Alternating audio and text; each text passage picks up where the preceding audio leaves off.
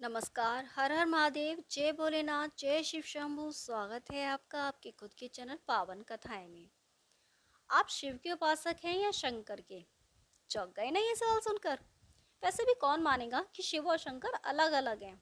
हमें तो बचपन से यही बताया गया है ना कि शिव शंकर एक ही हैं। यहाँ तक कि दोनों नाम हम अक्सर साथ में ही लेते हैं। अगर हम आपको ये कहें कि शिव और शंकर ना केवल अलग अलग हैं, बल्कि शंकर की उत्पत्ति भी शिव से ही हुई है। शिव ही प्रारंभ है और शिव ही अंत है। शिव और शंकर में सबसे बड़ा और समझने में आसान अंतर दोनों की प्रतिमा में है। शंकर की प्रतिमा जहाँ पूर्ण आकार में होती है, वहीं शिव की प्रतिमा लिंगम रूप में होती है या अंडाकार अथवा अंगूठे के आकार की होती है। शंकर भी ब्रह्मा और विष्णु की तरह देव हैं और सूक्ष्म शरीरधारी हैं। ब्रह्मा और विष्णु की तरह शंकर भी सूक्ष्म लोक में रहते हैं। शंकर भी विष्णु और ब्रह्मा की तरह ही परमात्मा शिव की ही रचना है। शंकर को महादेव भी कहा जाता है, परंतु शंकर को परमात्मा नहीं कहा जाता, क्योंकि शंकर का कार्य केवल संहार है। पालन एवं निर्माण शंकर का कर्तव्य है। शंकर से अलग शिव परमात्मा है। शिव का कोई शरीर नहीं, कोई रूप नहीं है। शिव शंकर ब्रह्मा और विष्णु की तरह सूक्ष्म लोक में नहीं रहते। उनका निवास तो सूक्ष्म लोक से परे है। शिव ही ब्रह्मा विष्णु शंकर त्रिदेवों के रचयिता हैं। शिव ही विश्व का निर्माण, कल्याण और विनाश करते हैं, जिसका माध्यम ब्रह्मा विष्णु और महेश होते हैं। देखा आपने कि कैसे एक दूसरे से भिन्न है शिव और शंकर। अब आपको आसानी होगी यह जानने में कि आप किसकी उपासना करते हैं। बात को आगे बढ़ाते हुए आपको एक और जानकारी देते हैं। सबका जन्मदिन होता है। क्या आपने कभी सोचा है कि शिव ही एकमात्र ऐसे हैं जिनके जन्मदिन को शिवरात्रि कहा जाता है? इसका भी एक कारण है। शिवरात्रि का मतलब शाब्दिक नहीं है। यहाँ रात्रि का अर्थ कुछ और है।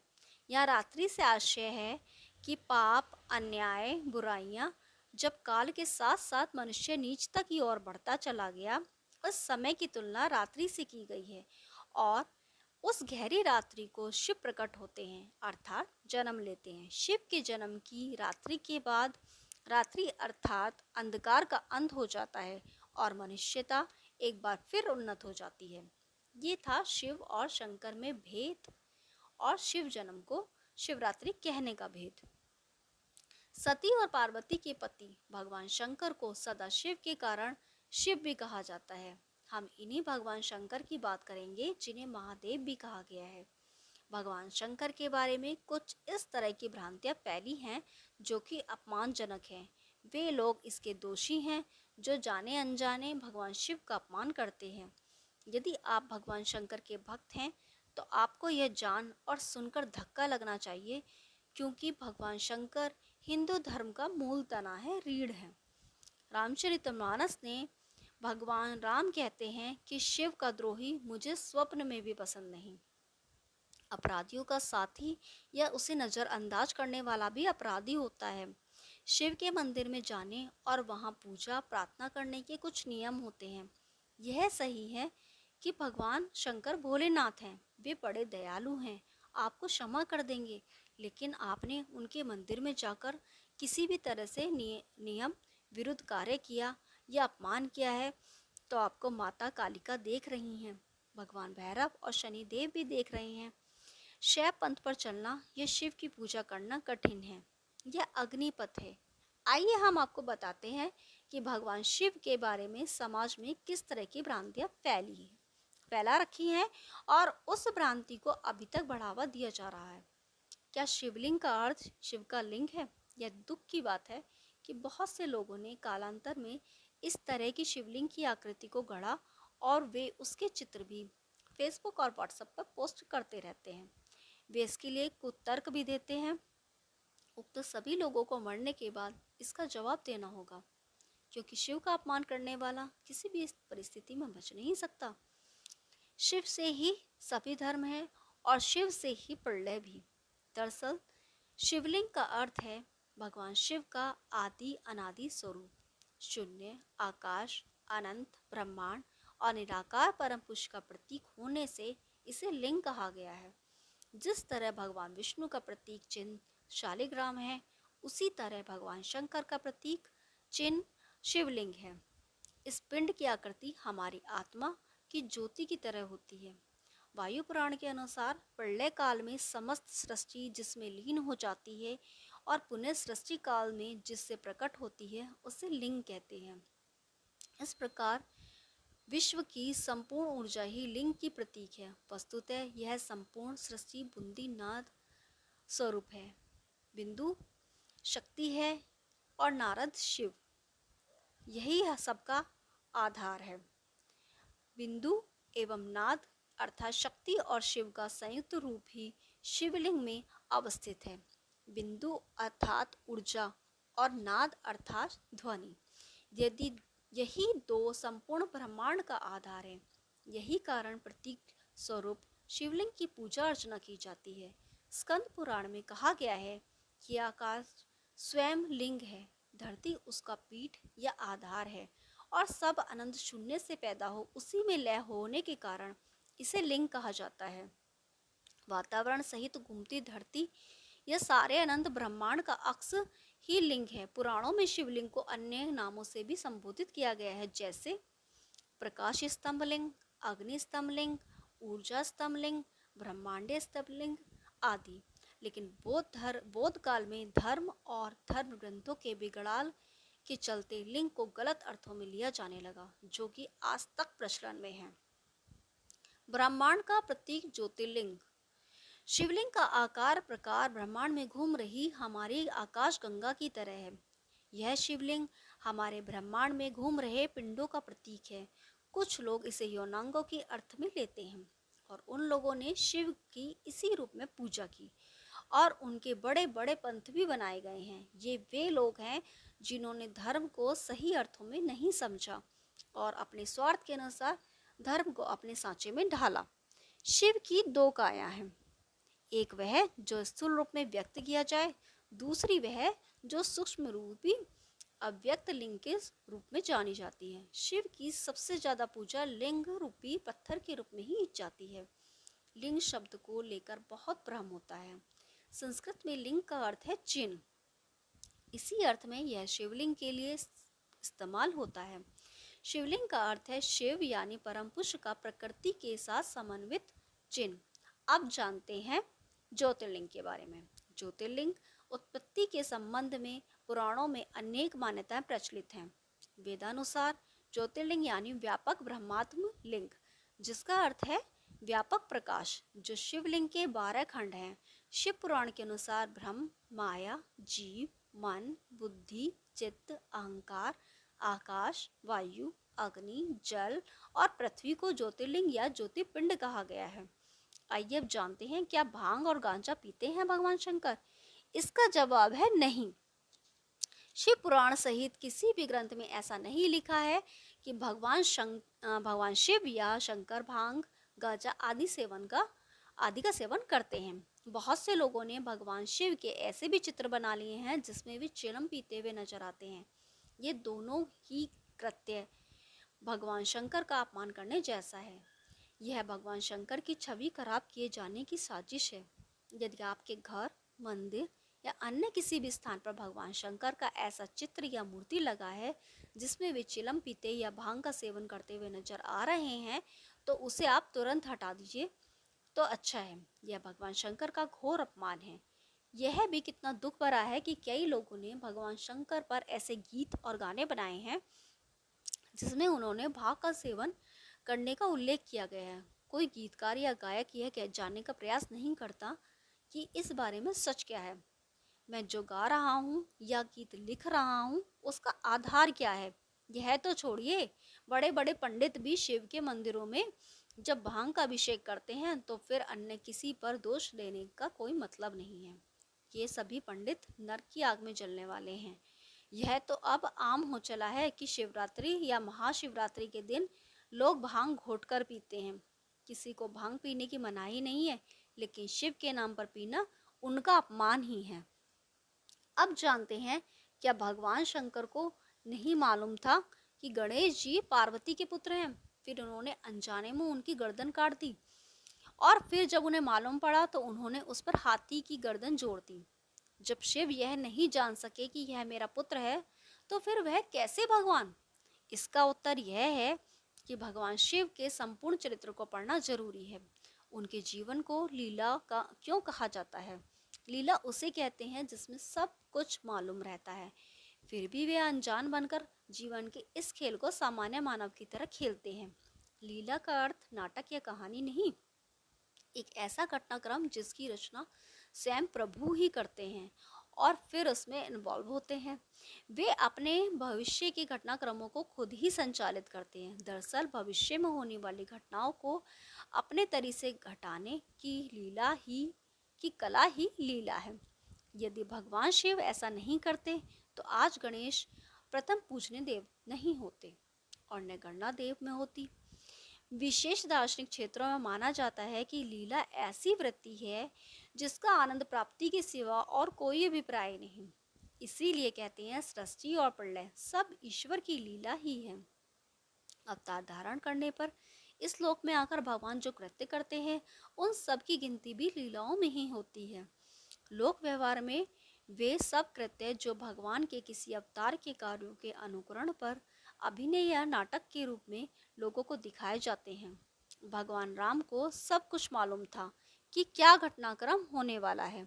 उन्हें मालूम था कि मृग के रूप में आया यह राक्षस कौन है, लेकिन सीता ने उनकी नहीं मानी और तब उन्होंने लक्ष्मण को सीता के पहरे के लिए छोड़कर मृग के पीछे चले गए। इसी तरह भगवान श्री कृष्ण अर्जुन से कहते हैं कि तू किसी को नहीं मार रहा है, ये सब पहले से ही मेरे द्वारा मारे जा चुके हैं, अब तो बस यह खेल चल रहा है। बर्बरीक से जब महाभारत का वर्णन पूछा गया तो उसने कहा कि मुझे तो दोनों ही ओर से श्री कृष्ण के ही योद्धाओं को मारते हुए नजर आ रहे थे। इसी तरह कहा जाता है कि सहदेव को महाभारत का परिणाम मालूम था, लेकिन श्री कृष्ण ने उन्हें चुप रहने के लिए कहा था। यही तो लीला है। अब जानते हैं क्या शिव पार्वती हैं एडम और ईव। भगवान शंकर को आदिदेव भी कहा जाता है। शंकर के दो पुत्र थे, गणेश और कार्तिकेय। जैसा कि कहा गया है कि आदम के दो पुत्र केन और हाबिल थे, केन बुरा और हाबिल अच्छा। पार्वती ही क्या ईव हैं? कुछ विद्वानों का मानना है कि स्वयंभू मनु और शत्रुपा ही आदम और ईव थे। शिव का पहला विवाह राजा दक्ष की पुत्री सती से हुआ था, जो आग में कूदकर भस्म हो गई थी। उनका दूसरा विवाह पर्वतराज हिमालय की पुत्री उमा से हुआ, जिन्हें पार्वती कहा जाता है। पार्वती से उनको एक पुत्र मिला। प्रथम रूप से शिव के दो पुत्र थे, गणेश और कार्तिकेय। गणेश जी की उत्पत्ति कैसे हुई यह सभी जानते हैं। यह शिव और पार्वती के मिलन से नहीं जन्मे।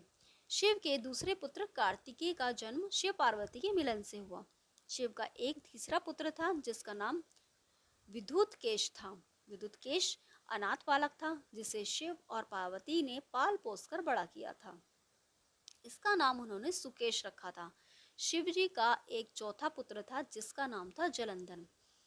भगवान शिव ने अपना तेज समुद्र में फेंक दिया जिससे जलंधर उत्पन्न हुआ। जलंधर शिव का सबसे बड़ा दुश्मन बना। इस तरह शिव के और भी कई पुत्र थे जैसे अंधक, सास्तव, भूमा और खुजा। शिव की कथा और आदम की कथा में जरा भी मेल नहीं है। शिव और पार्वती को आदम और ईव सिद्ध करने वाले मानते हैं कि ईडन गार्डन श्रीलंका में है। श्रीलंका आज जैसे द्वीप नजर आता है, यह पहले ऐसा नहीं था। यह इंडोनेशिया, जावा, सुमात्रा और भारत से जुड़ा हुआ था। वे कहते हैं कि शिव और पार्वती भी कैलाश पर्वत से श्रीलंका रहने चले गए थे, जबकि कुबेर ने उन्हें सोने की लंका बनवा कर दी थी। हजरत आदम जब आसमान की जन्नत से निकाले गए तो सबसे पहले हिंदुस्तान की जमीन पर ही उतर गए। जहां उन्होंने सबसे पहले कदम रखे उसे आदम चोटी कहते हैं। माना जाता है कि कश्मीर ही उस दौर का स्वर्ग था। वहाँ आज भी सेब के फल की खेती होती है। शोध से पता चला कि सेब फल को मनुष्य ने 8000 वर्ष पहले ही खाना शुरू कर दिया था। इससे पहले मनुष्य सेब के फल के बारे में जानता तक नहीं था। माना जाता है कि सेब के फल की उत्पत्ति मध्य एशिया के देश कजाकिस्तान के जंगलों में हुई थी और वहीं से सेब बाकी दुनिया में पहुंचा।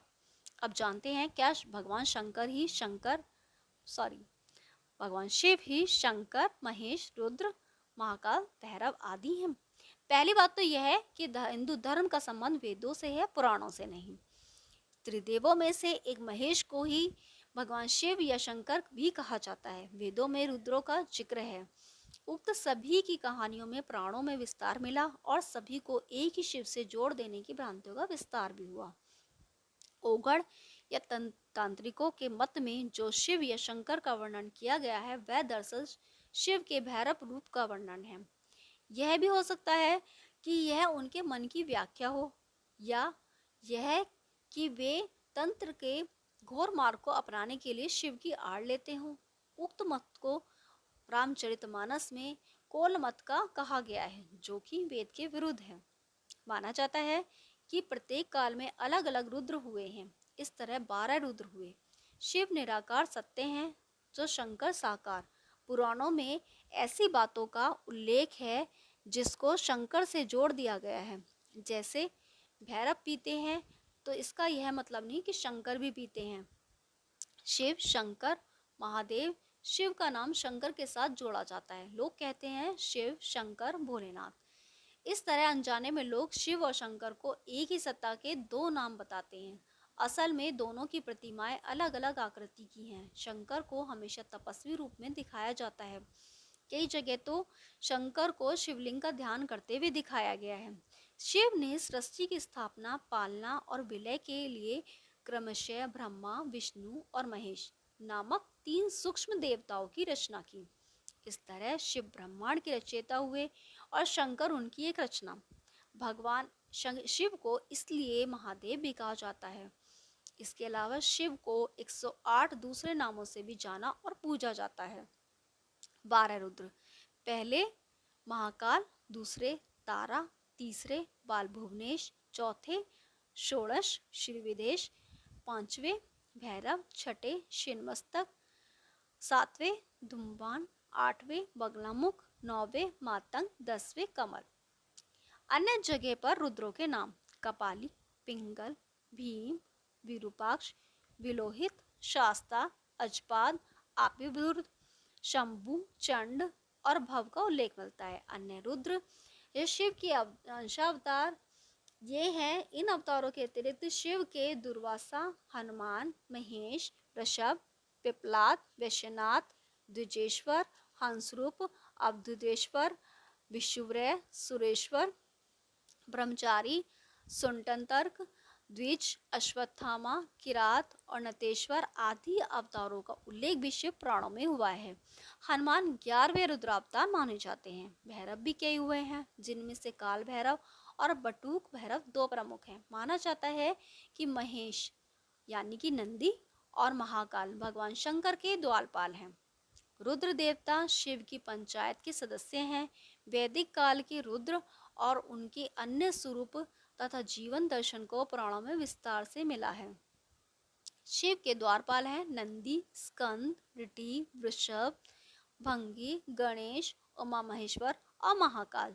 शिव के पंचायत के देवता हैं सूर्य, गणपति, देवी, रुद्र और विष्णु। ये शिव पंचायत कहलाते हैं। शिव पार्षद हैं। जिस तरह जय और विजय विष्णु के पार्षद हैं, उसी तरह बाण, रावण, चंड, नंदी, भृंगी आदि शिव के पार्षद हैं। यह देखा गया है कि नंदी और भृंगी गण भी हैं, द्वारपाल भी हैं और पार्षद भी। भगवान शिव के गणों में भैरव को सबसे प्रमुख माना जाता है। उसके बाद नंदी का नंबर आता है और फिर वीरभद्र का। जहाँ भी शिव मंदिर स्थापित होता है वहाँ रक्षक के रूप में भैरव जी की प्रतिमा भी स्थापित की जाती है। भैरव 2 हैं, काल भैरव और बटुक भैरव। दूसरी ओर वीरभद्र शिव का एक बहादुर गण था, जिसने शिव के आदेश पर दक्ष प्रजापति का सर धड़ से अलग कर दिया। देव संहिता और स्कंद पुराण के अनुसार शिव ने अपनी जटा से वीरभद्र नामक गण उत्पन्न किया। इस तरह उनके ये प्रमुख गण थे भैरव, वीरभद्र, मणिभद्र, चंदिस, नंदी, श्रृंगी, भृगृटी, शैल, गोकर्ण, घंटाकर्ण, जय और विजय। इसके अलावा पिशाच, दैत्य और नागनागिन पशुओं को भी शिव का गण माना जाता है। ये सभी गण धरती और ब्रह्मांड में विचरण करते रहते हैं और प्रत्येक मनुष्य आत्मा आदि को खैर खबर रखते हैं। सप्तऋषिगण शिव के शिष्य हैं। शिव ने अपने ज्ञान के विस्तार के लिए 7 ऋषियों को चुना और उनको योग के अलग अलग पहलुओं को ज्ञान दिया, जो योग के 7 बुनियादी पहलू बन गए। वक्त के साथ इन 7 रूपों से सैकड़ों शाखाएं निकल आईं। अब यदि उक्त ऋषियों या उनकी परंपरा के किसी महान ऋषि को हम शिव या उनका अवतार ही मानने लगे और उनका गुणगान करने लगे तो यह उचित नहीं होगा। इस तरह भ्रम का विस्तार ही होता है।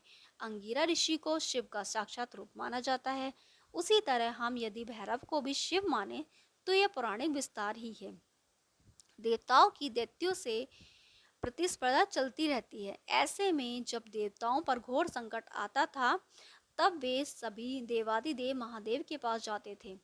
दैत्यों, राक्षसों आदि सहित देवताओं ने भी शिव को कई बार चुनौती दी, लेकिन वे सभी परास्त होकर शिव के समक्ष झुक गए। इसीलिए शिव हैं देवों के देव महादेव। वे दैत्यों, दानवों और भूतों के भी प्रिय भगवान हैं। हर हर महादेव। यदि आपको ये जानकारी पसंद आई तो वीडियो को लाइक कीजिए, शेयर कीजिए और चैनल को सब्सक्राइब कीजिए। हम आपके लिए ऐसी रोचक पौराणिक कथाएं लाते रहेंगे। कमेंट में लिखिए हर हर महादेव।